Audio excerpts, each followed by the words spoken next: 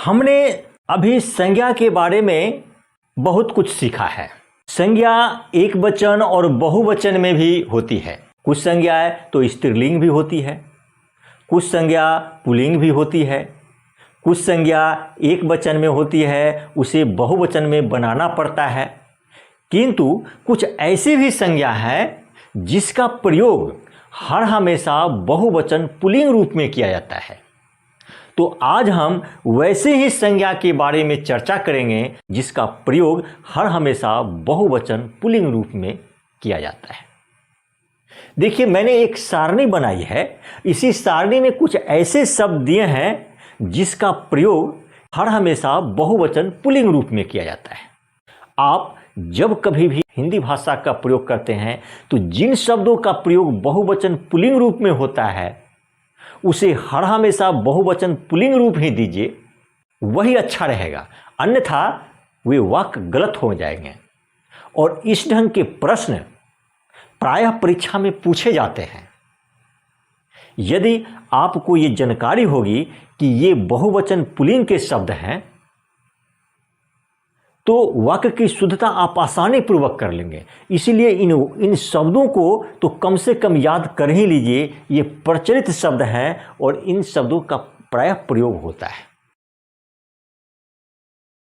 जैसे होश, होश का प्रयोग बहुवचन पुल्लिंग रूप में किया जाता है। जैसे मेरे होश उड़ गए। ये गए जो है क्रिया का बहुवचन पुल्लिंग रूप है। क्या उड़ गए? होश। ये गए जो है होश के लिए आई है। क्योंकि होश बहुवचन पुल्लिंग रूप में है, इसीलिए यहां पर गए क्रिया के बहुवचन पुल्लिंग रूप प्रयोग किया है। उसी तरह से ओठ का भी प्रयोग हम बहुवचन पुल्लिंग रूप में ही करते हैं। जैसे आपके ओठ सुर्ख हैं। देखिए यहां पर क्या दिए हैं? क्या है? सुर्ख है। कौन सुर्ख है? ओठ। इसीलिए ये ओठ के लिए बहुवचन क्रिया का प्रयोग किए हैं। और यहां पर इसके पहले जो सर्वनाम का प्रयोग किया गया है आपके, ये के जो है बहुवचन पुल्लिंग के प्रतीक है। ये होठ के लिंग और वचन का प्रतीक है के, इसीलिए यहां पर मैंने के का प्रयोग किया है। आपके ओठ सुर्ख हैं। उसी तरह से लोग कहें या हम लोग कहें या वे लोग कहें, अगर हम वे वगैरह का हटा देते हैं, सिर्फ लोग का प्रयोग करते हैं तो लोग भी बहुवचन पुल्लिंग शब्द का प्रतीक है। इसका भी प्रयोग हम बहुवचन पुल्लिंग रूप में ही करते हैं। जैसे लोग कहते हैं। देखिए यहां पर कहते हैं। कौन कहते हैं? तो लोग। चूंकि हम पहले पढ़ चुके हैं कर्ता और कर्म की पहचान हम कैसे करते हैं, हम पिछली चर्चा में पढ़ चुके हैं, इसीलिए हम यहाँ पर विशेष उसके बारे में चर्चा नहीं करेंगे। कहते हैं। कौन कहते हैं? लोग। ये कहते हैं जो है इस लोग के लिए आया है। क्योंकि ते बहुवचन पुल्लिंग का प्रतीक है, इसीलिए कहते हैं ये लोग जो है बहुवचन पुल्लिंग रूप में होता है। इसीलिए हमने यहां पर कहते हैं लिखा है। उसी तरह से प्राण भी बहुवचन पुल्लिंग ही है। जैसे उसके प्राण पखेरु उड़ गए या उसके प्राण उड़ गए। तो प्राण उड़ गए, उसके प्राण निकल गए।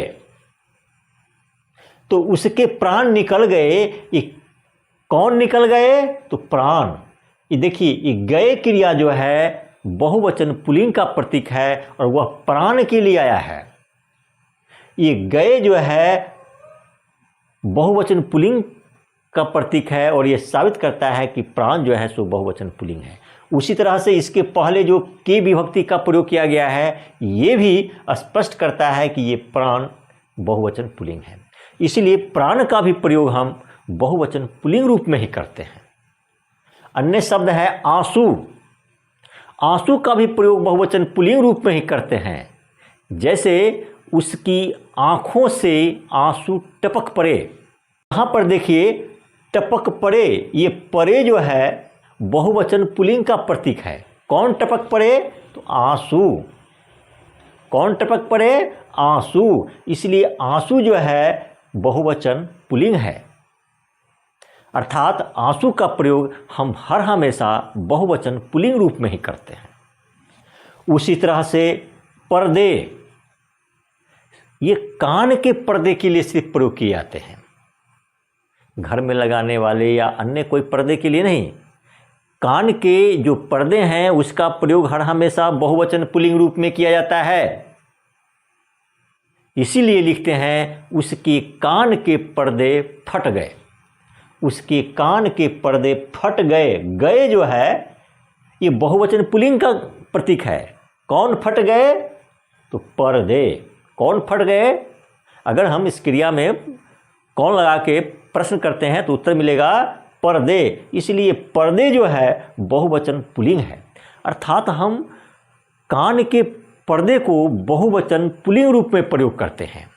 उसी तरह से ये अन्य और शब्द हैं। अक्षत, भगत ने अक्षत दिए।